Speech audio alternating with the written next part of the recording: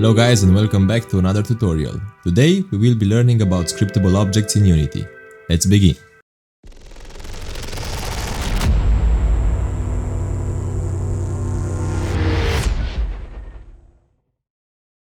Let's say you're planning to make a massive RPG game or another big project of your choice. For that, you need to create a lot of items like weapons, enemies, collectibles, all with their own stats, descriptions and functionalities.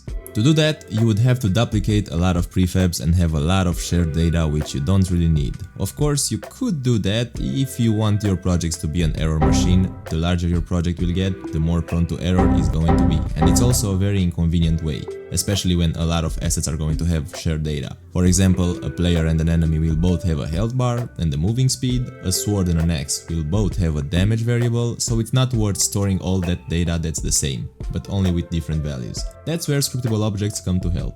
What is a scriptable object? A scriptable object is a data container that can store large amounts of data. This will help you reduce your project's memory usage, creating only one copy of data that can be accessed by multiple instances. You can use them to create inventory systems, quest objectives, different stats for every weapon, and the list goes on. So basically, scriptable objects, good, duplicated data, bad.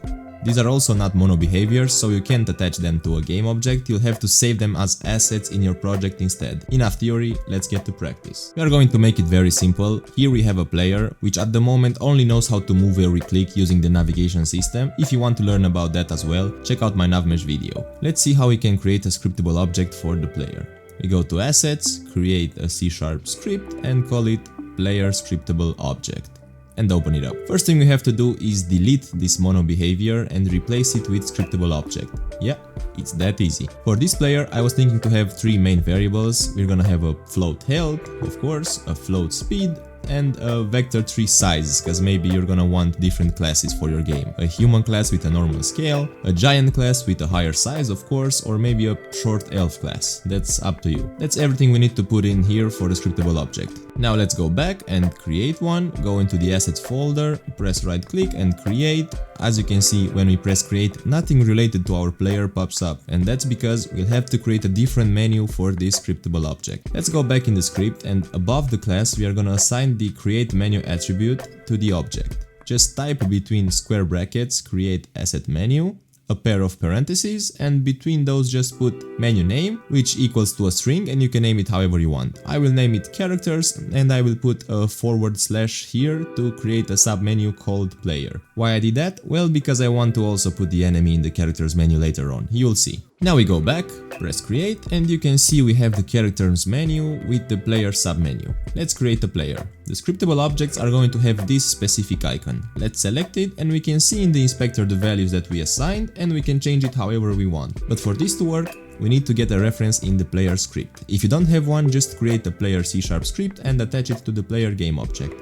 Here I only have some code for the agent move function that I did in the navmesh video. You're gonna ignore that for now.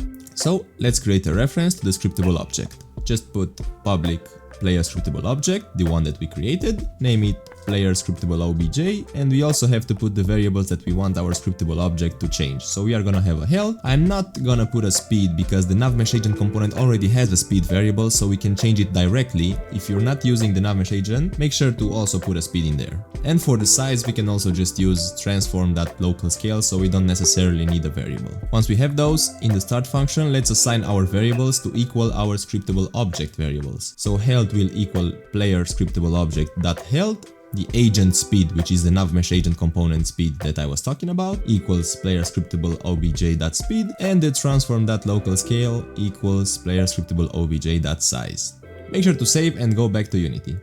Let's set the values in the scriptable object. I want this one to have 10 health, 10 speed, and the normal scale is 1. Let's make it bigger, we'll put 2 across the board there. And now in the player script component, assign the scriptable object into the player scriptable obj slot, and if we press play, the first thing you're going to notice is the size. It got 2 times bigger, of course, and we can also see here that the agent speed changed to 10. The best part of the scriptable object is that we can make as many configurations as we want. Let me show you. Let's create a second configuration for the player. Just create one more player scriptable object, we'll name it player 2, and this one will have less health, but he's going to be faster but also smaller. Let's swap these two in the player script, and if we press play, you can see that our player is a lot smaller and faster. So that's how scriptable objects work. You make one copy of data and you can share it across all the objects with different values. Now let's also make one for the enemy, cause maybe you are gonna have a single player game, but you certainly need more enemy variants. For that, we have to follow the same steps as we did for the player. Create a C# script, name it enemy scriptable object, replace the mono behavior with scriptable object, and for this enemy we will have only two variables, and these are going to be damage and speed.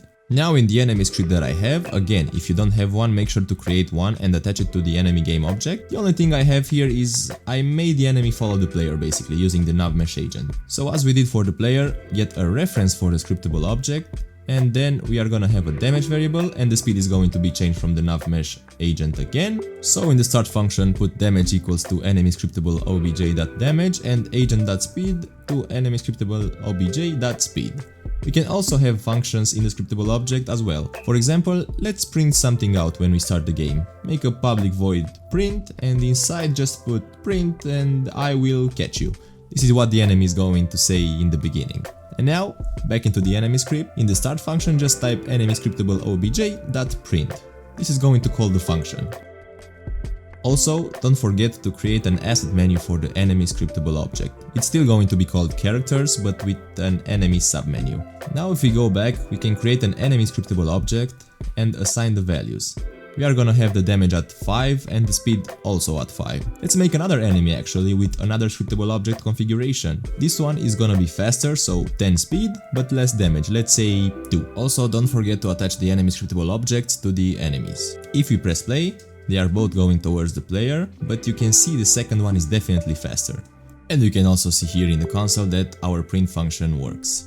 To test out the damage, we are gonna need a separate function, so go in the player script and create a takeDamage function. Pass it a float damage variable and we are just gonna subtract the damage from the health. And we are also gonna print out the health to see the changes.